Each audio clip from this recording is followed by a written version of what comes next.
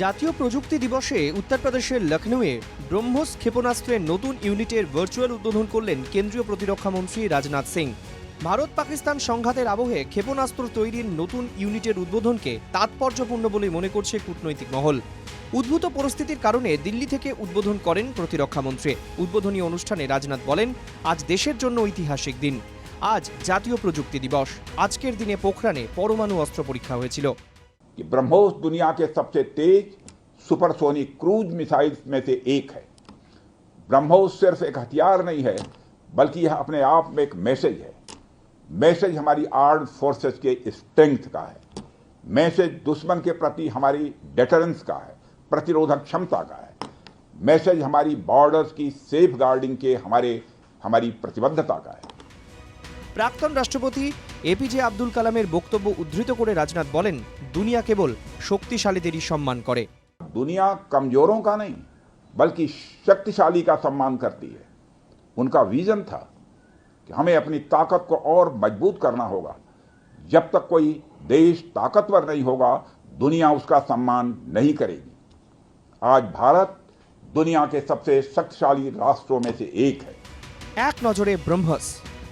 উত্তরপ্রদেশ সরকারের দেওয়া ৮০ হেক্টর জমিতে ব্রহ্মসের নতুন ইউনিট। ব্রহ্মসের নতুন ইউনিটের জন্য খরচ ৩০০ কোটি টাকা। এই নতুন ইউনিটে বছরে ১০০টি ক্ষেপণাস্ত্র তৈরি হবে। ২০০৬ সালে ভারতীয় স্থলসেনা ও নৌসেনার অস্ত্রভাণ্ডারে যুক্ত হয় ব্রহ্মস। যে কোনো নিশানায় ৯৯.৯৯% নিখুঁত হামলা চালাতে সক্ষম ক্ষেপণাস্ত্র ব্রহ্মস।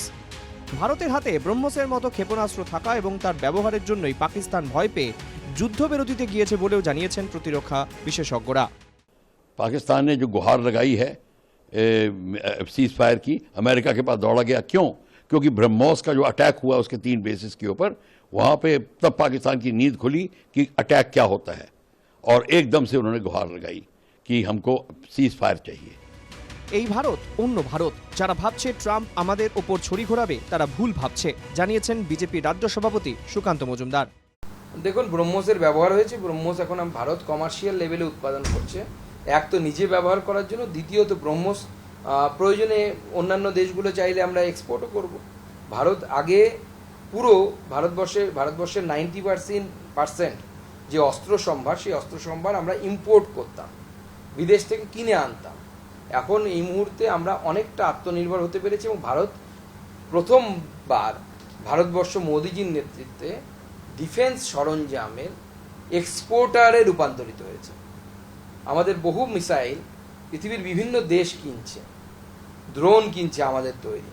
তো ভারতবর্ষের শক্তি সামর্থ্য আগের থেকে অনেক অনেক অনেক বেশি, এবং ভারতের সেনাবাহিনীরও সামর্থ্য অনেক বেশি। অতএব যারা ভাবছেন যে ট্রাম্প সাহেব ওস্তাদি মারবে বা বসিং করবে, সেরকম কোনো সম্ভাবনা নেই। এই ভারত অন্য ভারত।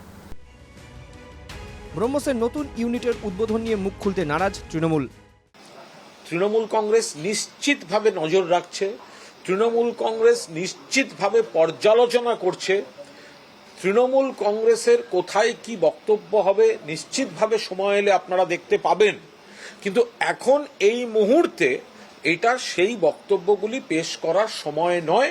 সে বিষয়ে প্রতিরক্ষা বিশেষজ্ঞরা মনে করছেন, ব্রহ্মস ভারতের সামরিক শক্তি, প্রযুক্তিগত আত্মনির্ভরতা আরও বাড়াবে। উত্তরপ্রদেশে নতুন ইউনিটের উৎপাদন চালু হয়ে গেলে ভারত নিজেদের চাহিদা মিটিয়েও আন্তর্জাতিক বাজারে এই শক্তিশালী ক্ষেপণাস্ত্র রফতানি করতে পারবে।